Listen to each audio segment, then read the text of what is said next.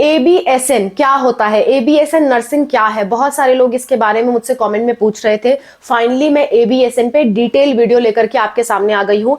ABSN nursing के बारे में आपको जानना चाहिए अगर आप नर्सिंग के बारे में सोच रहे हो। ABSN का फुल फॉर्म होता है accelerated bachelor in science of nursing, यानी कि अगर आपने कोई बैचलर कोर्स कर लिया है, बैचलर्स यानी कि ग्रेजुएशन का कोर्स कर लिया है, उसके बाद आप नर्सिंग की तरफ जाना चाहते हो तो आपको वापस से 4 साल देने की जरूरत नहीं है। पहले क्या होता था मैं आपको समझाती हूं। बीएससी नर्सिंग का जो कोर्स होता है, बीएससी नर्सिंग का जो कोर्स होता है वो बीएससी नर्सिंग का कोर्स आपके 4 साल का होता है। अगर किसी बच्चे ने नॉर्मल बीएससी कर रखा है या बीए कर रखा है या बीकॉम कर रखा है तो उसको अगर नर्सिंग में जाना होता था तो उसे ये कोर्स करना पड़ता था, या फिर उसे एएनएम या जीएनएम करना पड़ता था। लेकिन एएनएम और जीएनएम जो होती है उसकी तनख्वाह अच्छी नहीं होती, तो उनके पास चारा ये होता है कि वो 4 साल की बीएससी नर्सिंग करें। पर ये जो कोर्स मैं आपके सामने लेकर के आई हूं ये है ABSN यानी accelerated bachelor of science in nursing, यानी कि जल्दी आपका नर्सिंग कोर्स कंप्लीट करा देता है अगर आप ग्रेजुएट हो तो। यानी कि अगर आप ग्रेजुएट हो, चाहे जिस भी कोर्स में ग्रेजुएट हो, और आप बाद में नर्सिंग करना चाहते हो तो इस कोर्स के थ्रू आप 16 महीने से लेकर के 24 महीने के बीच में 16 से 24 महीने के बीच में आपको नर्सिंग की डिग्री मिल जाएगी, लाइसेंस मिल जाएगा और आराम से आप बीएससी नर्सिंग के बराबर कहलाओगे और उसकी प्रैक्टिस कर पाओगे, उससे रिलेटेड जॉब कर पाओगे। कहां कहां जॉब होती है, कैसे इस कोर्स में एडमिशन होता है, क्या प्रोसेस है, अब्रॉड कैसे जाते हैं या नहीं जाते हैं, सब कुछ आपके वीडियो में आज के वीडियो में बताने वाली हूं। देखिए ABSN काम समझ गए इस चीज का। ABSN का काम ये है, ABSN कोर्स का काम ये है कि आपको सिंपल सबसे पहले क्या करना है, कोई भी ग्रेजुएशन का कोर्स करना है। आप कर चुके हो तो ये करिए, अदरवाइज बीएससी नर्सिंग की तरफ जाइए।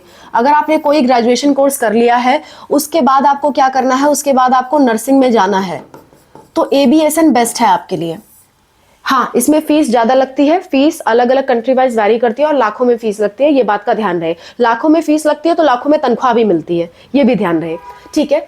तो ग्रेजुएशन के बाद आप नर्सिंग करना चाहते हो तभी ABSN कोर्स करिए। अगर आप जस्ट 12th के बाद नर्सिंग करना चाहते हो, 12th के बाद नर्सिंग, तो आप ABSN मत करिए, तो आप ABSN मत करिए। उसके बजाय आप कोई भी बीएससी नर्सिंग के कॉलेज से नर्सिंग करिए जो कि INC अप्रूव्ड हो। INC अप्रूव्ड कॉलेज से आप बीएससी नर्सिंग करिए, ये ज्यादा बेटर है। लेकिन जो लोग ग्रेजुएशन कर चुके हैं उनको बीएससी नर्सिंग की तरफ आने की जरूरत नहीं, वो ABSN करें। वो क्या करें, ABSN करें। बात समझ में आ गई? तो कौन करेगा, समझ गए। अब इसकी क्या एलिजिबिलिटी होनी चाहिए, एलिजिबिलिटी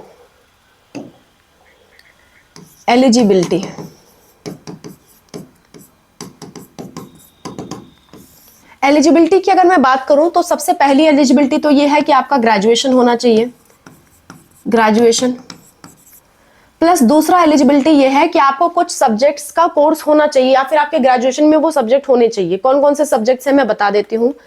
एक तो है आपका एनाटॉमी, दूसरा है आपका फिजियोलॉजी, तीसरा है आपका माइक्रोबायोलॉजी, चौथा है आपका स्टैटिस्टिक्स,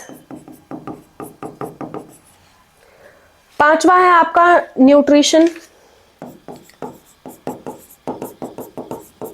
छठवां है आपका डेवलपमेंटल बायोलॉजी।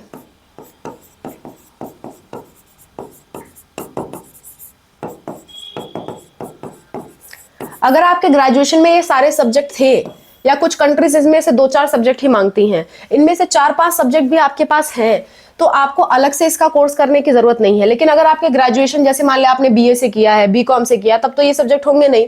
तो जब ये सब्जेक्ट नहीं है तो आपको इसका शॉर्ट टर्म कोर्स करना पड़ेगा। Short term course online course कर लो तब भी चलेगा, यानी कि आपका एक बार ये पढ़ा हुआ होना चाहिए। ऐसा नहीं ये कुछ ही महीने का आपको कोर्स करा रहे हैं तो उसमें आपको पढ़ाएंगे भी और ऊपर से कोर्स कराएंगे तो उनके लिए बड़ी मुश्किल हो जाएगी। इसलिए ये पहले से आप पढ़े रहो, ये पहले से आप पढ़ लोगे, इसके पास कोई आपका सर्टिफिकेट मिल जाए या आपके ग्रेजुएशन में हो चल जाएगा। ये आपकी एलिजिबिलिटी है, ठीक है। इतना आपके पास होना चाहिए, इतना नहीं है तो आप नहीं जा सकते। और इतना करने के बाद मेनली जो एबीएसएन कोर्स होता है वो अब्रॉड में कराए जाते हैं। तो अब्रॉड जाने के लिए आपको क्या करना है, ग्रेजुएशन और इतना आपने कर लिया, इसके बाद डिफरेंट कंट्रीज के अपने खुद के एग्जाम होते हैं। पहला तो लैंग्वेज टेस्ट वहां का क्वालिफाई करो, लैंग्वेज टेस्ट। मेनली जो लैंग्वेज टेस्ट होते हैं वो आपका होता है टोफेल या आइलेट्स। ये एग्जाम आप क्वालिफाई करो। ये इंग्लिश के एग्जाम होते हैं, इंग्लिश के एग्जाम आप क्वालिफाई करो, क्योंकि अब्रॉड जा रहे हो तो इंग्लिश भाषा आपको आनी चाहिए और अच्छे से आनी चाहिए, ठीक है। उसके बाद अपने अलग अलग कंट्री का खुद का एग्जाम होता है, वो क्वालिफाई करने के बाद आप डायरेक्ट अब्रॉड में जाओ, कोर्स करो, जॉब पाओ, ऐसा सिनेरियो है यहाँ पे। तो क्या क्या अब्रॉड में आपको जाना पड़ेगा। अच्छा, यहाँ पे इंग्लिश प्रोफिशिएंसी टेस्ट में डुओलिंगो भी चलेगा, डुओलिंगो भी चलेगा, ठीक है। इसमें आपको आसानी से क्लियर होता है, तो ये वाला भी ध्यान रखिए। तो डिफरेंट जगह पे जाने के लिए आपको कौन सा एग्जाम देना पड़ेगा और कहाँ इजी है कहाँ टफ है बताती हूँ। देखिए, सबसे आसान है आपका गल्फ कंट्रीज, यानी कि जो यूनाइटेड अरब इरामेट्स हैं या फिर कोई भी अदर गल्फ कंट्रीज हैं। गल्फ कंट्रीज का एग्जाम्पल अगर मैं बताऊं तो गल्फ कंट्रीज का एग्जाम्पल है आपका Abu Dhabi, Dubai, Qatar, Oman, Saudi Arabia, ये सारे आपके गल्फ कंट्रीज हैं, ठीक है।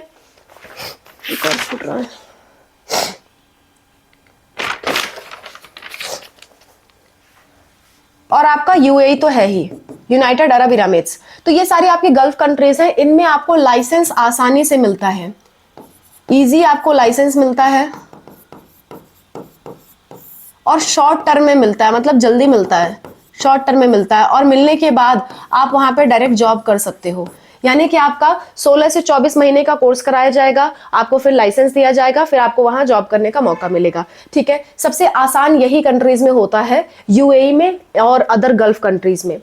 दूसरा मैं अगर आपको बताऊं, दूसरी कंट्रीज हैं आपकी, अच्छा अलग इनमें एग्जाम भी बता देती हूँ आपका। जैसे कि यूएई में एग्जाम होता है आपका, यूएई में जो एग्जाम आपको क्वालिफाई करना है वो है DHA या MOH। ये एग्जाम आपको क्वालिफाई करना पड़ेगा जॉब के लिए, इजी होता है, बहुत टफ नहीं होता। ओमान में जो आपका एग्जाम होता है वो होता है OMSB नाम से, ठीक है। कतर में जो एग्जाम होता है वो होता है QCHP के नाम से। इस तरह के एग्जाम्स होते हैं, वो एग्जाम्स क्वालिफाई करके आप जॉब वहां पे अप्लाई कर सकते हो, वहां पे ABSN कोर्स करोगे फिर जॉब अप्लाई करोगे। इसके बाद ऑस्ट्रेलिया की बात करते हैं। ऑस्ट्रेलिया में भी आप जा सकते हो, यहाँ पे थोड़ा सा लंबा प्रोसेस लगता है गल्फ कंट्रीज के कंपैरिजन में। ऑस्ट्रेलिया जाने के लिए जो आपका एग्जाम होता है वो होता है कैप्स का एंट्रेंस एग्जाम, और ये मॉडरेट होता है, यानी कि बहुत लंबा समय भी नहीं लगता, बहुत टफ भी नहीं होता, मीडियम लेवल, ठीक है। इसके बाद Canada, just a minute, Canada की अगर मैं बात करूं तो कनाडा में जो एग्जाम होता है वो होता है PEBC।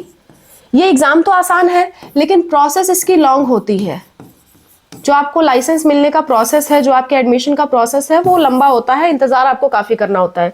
सबसे हार्डेस्ट होता है आपका यूएसए का एग्जाम भी हार्ड है, ठीक है, एग्जाम भी हार्ड है आपका, प्लस आपकी इंटर्नशिप भी हार्ड है, और प्लस आपका जो टाइम टेकिंग प्रोसेस है लॉन्ग है। पर सैलरी बहुत अच्छी खासी है, सैलरी आपकी बहुत अच्छी खासी है, आपको 3 से 4 लाख रुपए महीना तक मिल जाता है अगर आप ABSN नर्सिंग के थ्रू जाते हो। इनमें भी गल्फ कंट्रीज में मैं बात करूं तो 1 से 2 लाख रुपए, और कुछ जैसे कि यूनाइटेड अरब इमिरेट्स है, आपका दुबई है, वहां पे आपको 3 लाख रुपए पर ईयर तक भी मिलता है। ऑस्ट्रेलिया की बात करें तो ऑस्ट्रेलिया में भी 1 to 2 लाख रुपए पर ईयर मिलता है, कनाडा में up to 2 lakh per year मिलता है। ये आपकी सैलरी होती है after ABSN course in abroad.